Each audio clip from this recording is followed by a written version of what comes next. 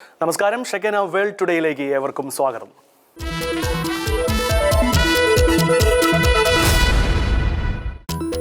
പശ്ചിമേഷ്യയിൽ US Iran സംഘർഷം പൂർണ്ണ തോതിലുള്ള യുദ്ധത്തിലേക്ക് നീങ്ങുന്നതിനിടെ കൊല്ലപ്പെട്ട അമേരിക്കൻ സൈനികരുടെ ചോരയ്ക്ക് ഇറാൻ കടുത്ത വില നൽകേണ്ടി വരുമെന്ന് US പ്രസിഡന്റ് ഡൊണാൾഡ് ട്രംപ് മുന്നറിയിപ്പ് നൽകി.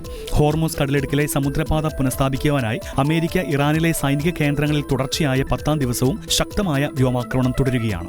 ഹോർമൂസ് കടലിടുക്ക് വഴി കടന്നുപോകുവാൻ ശ്രമിച്ച 2 എണ്ണ ടാങ്കറുകൾ തകർന്നതോടെ മേഖലയിലെ അന്താരാഷ്ട്ര സമുദ്രപാതയിൽ കപ്പൽ ഗതാഗതം പൂർണ്ണമായും തടസ്സപ്പെട്ടു. കടലിടുക്കിന്റെ നിയന്ത്രണം പിടിച്ചെടുക്കുവാനുള്ള ഇറാന്റെ നീക്കത്തിനെതിരെ ആക്രമണം കടുപ്പിക്കുമെന്ന് US state secretary Marco Rubio വ്യക്തമാക്കി. ഇതിന് മറുപടിയായി കുവൈറ്റിലെയും ജോർദാനിലെയും US സൈനിക താവളങ്ങളെ ലക്ഷ്യമാക്കി ഇറാൻ മിസൈൽ ആക്രമണങ്ങൾ നടത്തിയതോടെ സംഘർഷം അയൽ രാജ്യങ്ങളിലേക്കും വേഗത്തിൽ പടരുകയാണ്.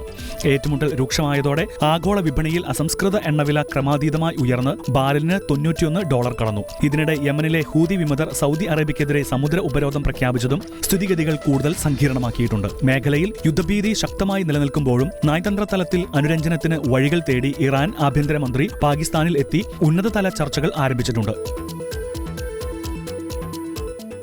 അമേരിക്കൻ ഉൽപ്പന്നങ്ങളോട് കാനഡ വിവേചനം കാണിക്കുന്നുവെന്ന് ആരോപിച്ച് കാനഡയിൽ നിന്നുള്ള ഇറക്കുമതി ഉൽപ്പന്നങ്ങൾക്ക് US president Donald Trump 50% tariff പ്രഖ്യാപിച്ചു. അടുത്ത 30 ദിവസത്തിനുള്ളിൽ പ്രാബല്യത്തിൽ വരുന്ന ഈ പ്രഖ്യാപനം ഇരു രാജ്യങ്ങളും തമ്മിലുള്ള വാണിജ്യ ബന്ധത്തെ വീണ്ടും വലിയ പ്രതിസന്ധിയിലാക്കിയിട്ടുണ്ട്. അമേരിക്കൻ വാഹനങ്ങൾ, മദ്യം, ക്ഷീര ഉൽപ്പന്നങ്ങൾ എന്നിവയ്ക്ക് കാനഡ ഏർപ്പെടുത്തിയ വിവേചനപരമായ നിയന്ത്രണങ്ങൾക്കും നികുതികൾക്കും തിരിച്ചടിയായാണ് ഈ നടപടിയെന്ന് വൈറ്റ് ഹൌസ് വ്യക്തമാക്കി. 1930 താരിഫ് ആക്ടിലെ സെക്ഷൻ 338 വകുപ്പ് ഉപയോഗിച്ചാണ് വൈൻ, സിമന്റ്, ഹോക്കി ഉപകരണങ്ങൾ, വസ്ത്രങ്ങൾ ഉൾപ്പെടെയുള്ള വൈവിധ്യമാർന്ന കനേഡിയൻ ഉൽപ്പന്നങ്ങൾക്ക് മേൽ ട്രംപ് ഇത്രയും ഉയർന്ന ഇറക്കുമതി തീരുവ ചുമത്തിയത്. എന്നാൽ ഊർജ്ജ മേഖലയെയും ചില അത്യാവശ്യ ധാതുക്കളെയും പുതിയ നികുതിയിൽ നിന്ന് ഒഴിവാക്കിയിട്ടുണ്ട്. ട്രംപിന്റെ ഏകപക്ഷീയമായ പ്രഖ്യാപനത്തിനെതിരെ കാനഡ ശക്തമായ പ്രതിഷേധം രേഖപ്പെടുത്തുകയും തങ്ങളുടെ സമ്പദ് വ്യവസ്ഥയെ സംരക്ഷിക്കുവാൻ തിരിച്ചടി നൽകുമെന്ന് വ്യക്തമാക്കുകയും ചെയ്തു. 2 വൻകിട അയൽ രാജ്യങ്ങൾ തമ്മിലുള്ള ഈ വ്യാപാര യുദ്ധം ഉൽപ്പന്നങ്ങളുടെ വിലക്കയറ്റത്തിനും പണപ്പെരുപ്പത്തിനും ഇടയാക്കുമെന്ന ആശങ്കയും ശക്തമാണ്. എന്നിരുന്നാലും അടുത്ത ഒരു മാസത്തിനുള്ളിൽ ഉഭയകക്ഷി ചർച്ചകളിലൂടെ പ്രശ്നപരിഹാരത്തിന് സാധ്യതയുണ്ടെന്നാണ് സാമ്പത്തിക വിദഗ്ധരുടെ വിലയിരുത്തൽ.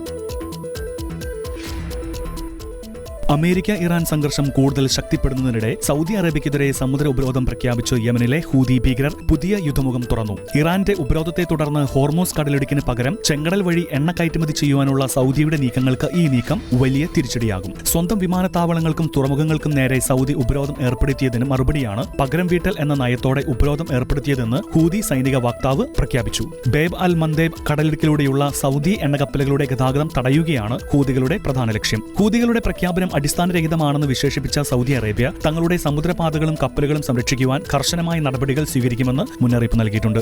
ഹോർമൂസ് കടലിടുക്കിന് പുറമെ ചെങ്കടലിലെ പ്രധാന ഗതാഗത പാതയും ഭീഷണിയിലായതോടെ ആഗോള എണ്ണ വിപണി വീണ്ടും കടുത്ത പ്രതിസന്ധിയിലേക്ക് നീങ്ങുകയാണ്. ലോകത്തിലെ പ്രധാന എണ്ണ കയറ്റുമതി രാജ്യമായ സൗദിയുടെ എണ്ണ നീക്കം തടസ്സപ്പെടുന്നത് ക്രൂഡ് ഓയിൽ വില ഇനിയും ഉയരുവാൻ ഇടയാകും. മേഖലയിൽ പൂർണ്ണതോതിലുള്ള യുദ്ധ സാഹചര്യം ഉടലെടുത്തതോടെ ആഗോള സമാധാന ശ്രമങ്ങൾക്കും ഊർജ്ജ വിപണിക്കും വലിയ ആശങ്കയാണ് ഇത് സൃഷ്ടിക്കുന്നത്. കീർ സ്റ്റാമർ രാജിവെച്ചതിനെ തുടർന്ന് ബ്രിട്ടന്റെ പുതിയ പ്രധാനമന്ത്രിയായ ലേബർ പാർട്ടി നേതാവും മുൻ മാഞ്ചസ്റ്റർ മേയറുമായ ആൻഡി ബേണാം ചുമതലയേറ്റു. രാജ്യത്ത് നിലനിൽക്കുന്ന രാഷ്ട്രീയ അസ്ഥിരത അവസാനിപ്പിക്കുമെന്നും സാമ്പത്തിക മുന്നേറ്റത്തിനായി പുതിയ ഭരണമാതൃക നടപ്പിലാക്കുമെന്നും നമ്പർ 10 ഡൌണിംഗ് സ്ട്രീറ്റിൽ നടത്തിയ ആദ്യ പ്രസംഗത്തിൽ അദ്ദേഹം പ്രഖ്യാപിച്ചു. കഴിഞ്ഞ ഒരു പതിറ്റാണ്ടിനിടെ UKയിൽ അധികാരത്തിലെത്തുന്ന 7ാമത്തെ പ്രധാനമന്ത്രിയാണ് ആൻഡി ബേണാം. ജനങ്ങളുടെ ജീവിത നിലവാരം ഉയർത്തുന്നതിൽ മുൻ ഗവൺമെന്റുകൾ പരാജയപ്പെട്ടുവെന്ന് തുറന്നു സമ്മതിച്ച അദ്ദേഹം രാജ്യത്തെ വിലക്കയറ്റം ലഘൂകരിക്കുവാനും തെരുവിൽ അലയുന്നവരുടെ പുനരധിവാസത്തിനുമായി അടിയന്തര പദ്ധതികൾ നടപ്പിലാക്കുമെന്ന് ഉറപ്പു നൽകി. അധികാരം കേന്ദ്രീകൃതമാക്കാതെ പ്രാദേശിക ഭരണകൂടങ്ങൾക്ക് കൂടുതൽ ശക്തി നൽകുന്ന 10 വർഷത്തെ ദീർഘകാല വികസന രേഖയും അദ്ദേഹം ഉടൻ പുറത്തിറക്കും. ചുമതലയേറ്റതിന് പിന്നാലെ ജോൺ ഹീലിയെ പുതിയ ധനമന്ത്രിയായി നിയമിച്ച് ആൻഡി ബേണാം തന്റെ പുതിയ മന്ത്രിസഭയ്ക്ക് രൂപം നൽകി. US പ്രസിഡന്റ് ഡൊണാൾഡ് ട്രംപ് ഉൾപ്പെടെയുള്ള ലോക നേതാക്കളുമായി പുതിയ പ്രധാനമന്ത്രി ഇതിനകം ഫോൺ സംഭാഷണം നടത്തിയിട്ടുണ്ട്. സാമ്പത്തിക മാന്ദ്യവും ജനജീവിതത്തെ ബാധിച്ച വിലക്കയറ്റവും പരിഹരിച്ച് രാജ്യത്ത് രാഷ്ട്രീയ സ്ഥിരത തിരികെ കൊണ്ടുവരിക എന്ന വലിയ വെല്ലുവിളിയാണ് പുതിയ ഭരണകൂടത്തിന് മുമ്പിലുള്ളത്. തെക്കൻ വിയറ്റ്നാമിൽ യാത്രക്കാരുമായി പോയ ബസ്സിന് തീപിടിച്ച് 7 പേർ ദാരുണമായി കൊല്ലപ്പെടുകയും 5ലധികം പേർക്ക് ഗുരുതരമായി പരിക്കേൽക്കുകയും ചെയ്തു. ലാംടോങ് പ്രവിശ്യയിൽ നിന്ന് ഹോച്ചിമിൻ സിറ്റിയിലേക്ക് പോകുകയായിരുന്ന 24 സീറ്റർ ബസ്സിനാണ് ചൊവ്വാഴ്ച പുലർച്ചെ വൻ അപകടമുണ്ടായത്. റോഡിലെ ഇറക്കത്തിൽ വെച്ച് ബസ്സിന് നിയന്ത്രണം നഷ്ടപ്പെടുകയും തുടർന്ന് പെട്ടെന്ന് തീ പടർന്നു പിടിക്കുകയുമായിരുന്നു എന്ന് പ്രാദേശിക പോലീസിനെ ഉദ്ധരിച്ച് വിയറ്റ്നാം പൊതുസുരക്ഷാ മന്ത്രാലയം അറിയിച്ചു. നിമിഷങ്ങൾക്കകം ബസ്സിനുള്ളിലേക്ക് പുകസഹിതം വൻതോതിൽ തീ പടർന്നതോടെ ചില യാത്രക്കാർ അകത്ത് കുടുങ്ങുകയായിരുന്നു. സംഭവസ്ഥലത്ത് ഓടിയെത്തിയ അഗ്നിരക്ഷാ സേനയും പോലീസും ചേർന്നാണ് രക്ഷാപ്രവർത്തനം ഏകോപിപ്പിച്ചത്. ഏൽപ്പിച്ചത്. പരിക്കേറ്റവരെ സമീപത്തെ ആശുപത്രികളിൽ പ്രവേശിപ്പിച്ച് അടിയന്തര വിദഗ്ധ ചികിത്സ ലഭ്യമാക്കിയിട്ടുണ്ട്. അപകടത്തിലേക്ക് നയിച്ച യഥാർത്ഥ കാരണം കണ്ടെത്തുവാൻ പോലീസും സാങ്കേതിക വിദഗ്ധരും ചേർന്ന് വിശദമായ അന്വേഷണം ആരംഭിച്ചിട്ടുണ്ട്. വാഹനത്തിന്റെ സാങ്കേതിക തകരാറാണോ അതോ മറ്റെന്തെങ്കിലും കാരണങ്ങളാണോ തീപിടുത്തത്തിന് ഇടയാക്കിയതെന്ന് ശാസ്ത്രീയ പരിശോധനകൾക്ക് ശേഷമേ വ്യക്തമാകൂ എന്ന് അധികൃതർ അറിയിച്ചു. വ്യാജവും സുരക്ഷിതമല്ലാത്തതുമായ ഉൽപ്പന്നങ്ങളുടെ വിൽപ്പന തടയുന്നതിൽ പരാജയപ്പെട്ട ചൈനീസ് ഇ-കൊമേഴ്സ് ഭീമനായ അലി എക്സ്പ്രസിന് യൂറോപ്യൻ യൂണിയൻ 550 മില്യൺ യൂറോ, ഏകദേശം $629 മില്യൺ പിഴ ചുമത്തി. യൂറോപ്യൻ യൂണിയന്റെ ഡിജിറ്റൽ സർവീസ് ആക്ട് പ്രകാരം ഇതുവരെ ഒരു ഇ-കൊമേഴ്സ് പ്ലാറ്റ്ഫോമിന് ലഭിക്കുന്ന ഏറ്റവും ഉയർന്ന പിഴയാണിത്. അളവില്ലാത്ത രീതിയിൽ വ്യാജവസ്ത്രങ്ങൾ, സുരക്ഷിതമല്ലാത്ത കളിപ്പാട്ടങ്ങൾ, അപകടകരമായ സൗന്ദര്യവർദ്ധക വസ്തുക്കൾ എന്നിവ പ്ലാറ്റ്ഫോമിൽ വിറ്റഴിക്കുന്നത് തടയുവാൻ അലി എക്സ്പ്രസ് കാര്യക്ഷമമായ നിരീക്ഷണ സംവിധാനങ്ങൾ ഏർപ്പെടുത്തിയില്ലെന്ന് യൂറോപ്യൻ കമ്മീഷൻ വ്യക്തമാക്കുന്നു. ആവർത്തിച്ച് നിയമലംഘനം നടത്തുന്ന വ്യാപാരികളെ വിലക്കുന്നതിൽ പ്ലാറ്റ്ഫോമിന്റെ നയങ്ങൾ പൂർണ്ണമായി പരാജയപ്പെട്ടുവെന്ന് ആരോപിച്ച യൂറോപ്യൻ യൂണിയൻ ഒക്ടോബർ 20 കൃത്യമായ പരിഹാര മാർഗ്ഗങ്ങൾ സമർപ്പിക്കുവാൻ കമ്പനിക്ക് നിർദ്ദേശം നൽകിയിട്ടുണ്ട്. യൂറോപ്യൻ യൂണിയന്റെ തീരുമാനത്തിനെതിരെ ശക്തമായ പ്രതിഷേധം അറിയിച്ച അലി എക്സ്പ്രസ് ഉയർന്ന തുകയിലുള്ള ഈ പിഴ അന്യായമാണെന്നും അതിനെതിരെ നിയമ നടപടി സ്വീകരിക്കുമെന്നും അറിയിച്ചു. ടെമോ എക്സ് എന്നീ വൻകിട കമ്പനികൾക്ക് മുൻപ് ലഭിച്ച പിഴ തുകയേക്കാൾ വളരെ വലുതാണ് നിലവിലെ പിഴത്തുക.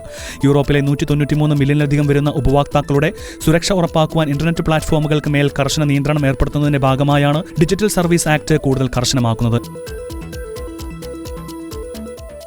ബ്രിട്ടന്റെ പുതിയ പ്രധാനമന്ത്രിയായി ചുമതലയേറ്റ ആൻഡി ബേണാവുമായി US പ്രസിഡന്റ് ഡൊണാൾഡ് ട്രംപ് ഫോണിൽ സംസാരിക്കുകയും സംഭാഷണം തികച്ചും സൗഹാർദ്ദപരമായിരുന്നു എന്ന് വ്യക്തമാക്കുകയും ചെയ്തു. ഇരു രാജ്യങ്ങളും തമ്മിലുള്ള സൈനിക സഖ്യം, വ്യാപാരം, നോർത്ത് സീ എണ്ണ ഉൽപ്പാദനം, ഹോർമൂസ് കടലിടുക്കിലെ അറ്റകുറ്റപ്പണികൾ തുടങ്ങിയ വിഷയങ്ങൾ ചർച്ച ചെയ്തതായും ഉടൻ തന്നെ നേരിട്ട് കൂടിക്കാഴ്ച നടത്തുമെന്നും ട്രംപ് സോഷ്യൽ മീഡിയയിലൂടെ അറിയിച്ചു. ബ്രിട്ടനിൽ കീർ സ്റ്റാമർ രാജിവെച്ചതിനെ തുടർന്ന് അധികാരത്തിലെത്തിയ ആൻഡി ബേണാം US-മായുള്ള പ്രതിരോധ സഖ്യവും ആഗോള സുരക്ഷയും ഉറപ്പാക്കുന്നതിനാണ് തന്റെ മുൻഗണനയെന്ന് വ്യക്തമാക്കി. മേഖലയിലെ അന്താരാഷ്ട്ര സമുദ്രപാതയായ ഹോർമൂസ് കടലിടുക്കിലൂടെയുള്ള കപ്പൽ ഗതാഗതം സുരക്ഷിതമാക്കുവാൻ ബ്രിട്ടൻ പ്രതിജ്ഞാബദ്ധമാണെന്ന് അദ്ദേഹം ട്രംപിന് ഉറപ്പു നൽകി. മുൻപ് ഇരു നേതാക്കളും തമ്മിൽ ചില അഭിപ്രായ വ്യത്യാസങ്ങൾ നിലനിന്നിരുന്നുവെങ്കിലും നിലവിലെ ഫോൺ സംഭാഷണം ഇരു രാജ്യങ്ങളും തമ്മിലുള്ള നയതന്ത്ര ബന്ധത്തിൽ പുതിയൊരു വഴിത്തിരിവായി മാറിയിരിക്കുകയാണ്. UK-യിലെ വികേന്ദ്രിത ഭരണമാതൃകയും പുതിയ സാമ്പത്തിക നയങ്ങളും നടപ്പിലാക്കുവാൻ ഒരുങ്ങുന്ന ബേണാമിന് അമേരിക്കയുടെ ഭാഗത്തുനിന്ന് എല്ലാവിധ പിന്തുണയും ട്രംപ് വാഗ്ദാനം ചെയ്തിട്ടുണ്ട്. ഹോർമൂസ് കടലിടുക്കിലെ മിസൈൽ ഭീഷണികളും മൈനുകളും നീക്കം ചെയ്യുന്നതിൽ ഇരു രാജ്യങ്ങളും സംയുക്തമായി സഹകരിച്ച് പ്രവർത്തിക്കും. UK-യിലെ പുതിയ ഭരണകൂടം നിലവിൽ വന്നതോടെ പശ്ചിമേഷ്യൻ പ്രതിസന്ധിയിലും ആഗോള വ്യാപാര മേഖലയിലും നിർണായക മാറ്റങ്ങൾ ഉണ്ടാകുമെന്നാണ് നയതന്ത്ര വിദഗ്ധർ വിലയിരുത്തുന്നത്. യഹ്യ സിൻവർ കൊല്ലപ്പെട്ടതിനെ തുടർന്ന് ഹമാസിന്റെ പരമോന്നത നേതാവായി പ്രമുഖ രാഷ്ട്രീയ നയതന്ത്രജ്ഞൻ ഖലീൽ അൽ ഹയ്യയെ തിരഞ്ഞെടുത്തു. ഹമാസിന്റെ ആഭ്യന്തര തെരഞ്ഞെടുപ്പിൽ ഖാലിദ് മഷാലിനെ മറികടന്നാണ് പ്രവാസി വിഭാഗം നേതാവും വെടിനിർത്തൽ ചർച്ചകളിലെ പ്രധാനിയുമായ അൽ ഹയ്യ പ്രസ്ഥാനത്തിന്റെ തലപ്പത്തേക്ക് എത്തുന്നത്.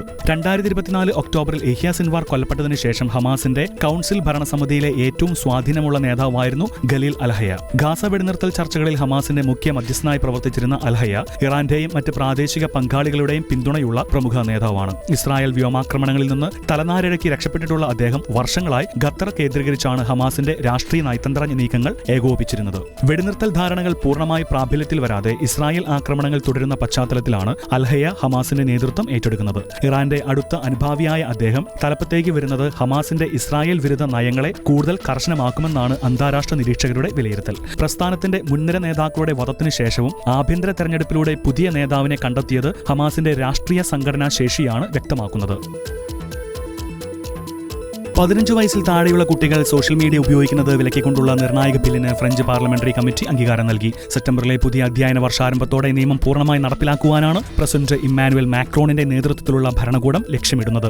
കുട്ടികളുടെ മാനസികാരോഗ്യത്തെയും പഠനത്തെയും സോഷ്യൽ മീഡിയ ഉപയോഗം പ്രതികൂലമായി ബാധിക്കുന്നു എന്ന വിലയിരുത്തലിന്റെ അടിസ്ഥാനത്തിലാണ് പാർലമെന്റിന്റെ ഇരു സഭകളും സംയുക്തമായി ഈ തീരുമാനമെടുത്തത്. നിർദ്ദിഷ്ട നിയമപ്രകാരം ടിക്ടോക്ക്, ഇൻസ്റ്റഗ്രാം, സ്നാപ്ചാറ്റ് തുടങ്ങിയ ജനപ്രിയ പ്ലാറ്റ്ഫോമുകളിൽ 15 വയസ്സിന് താഴെയുള്ളവർക്ക് അക്കൗണ്ട് തുടങ്ങുവാൻ സാധിക്കില്ല. കൂടാതെ ഹൈസ്കൂളിൽ മൊബൈൽ ഫോണുകൾ ഉപയോഗിക്കുന്നതിനും ബില്ലിലൂടെ പൂർണ്ണ നിരോധനം ഏർപ്പെടുത്തുന്നുണ്ട്. യൂറോപ്പിൽ ആദ്യമായാണ് ഒരു രാജ്യം കുട്ടികൾക്ക് സോഷ്യൽ മീഡിയ ഉപയോഗിക്കുന്നതിന് ഔദ്യോഗികമായ പ്രായപരിധി നിശ്ചയിക്കുന്നത്. വരും ദിവസങ്ങളിൽ പാർലമെന്റ് വോട്ടെടുപ്പ് പൂർത്തിയാക്കി നിയമം നിലവിൽ വരുന്നതോടെ സോഷ്യൽ മീഡിയ കമ്പനികൾ ശക്തമായ പ്രായപരിശോധനാ സംവിധാനങ്ങൾ ഏർപ്പെടുത്തേണ്ടി വരും. ഓസ്ട്രേലിയയ്ക്ക് പിന്നാലെ ഫ്രാൻസും ഈ തീരുമാനം കൈക്കൊണ്ടതോടെ മറ്റ് യൂറോപ്യൻ യൂണിയൻ രാജ്യങ്ങളും സമാനമായ നടപടിയിലേക്ക് കടക്കുവാൻ സാധ്യതയേറി. വേൾഡ് ടുഡേ സമാപിക്കുന്നു. നന്ദി, നമസ്കാരം.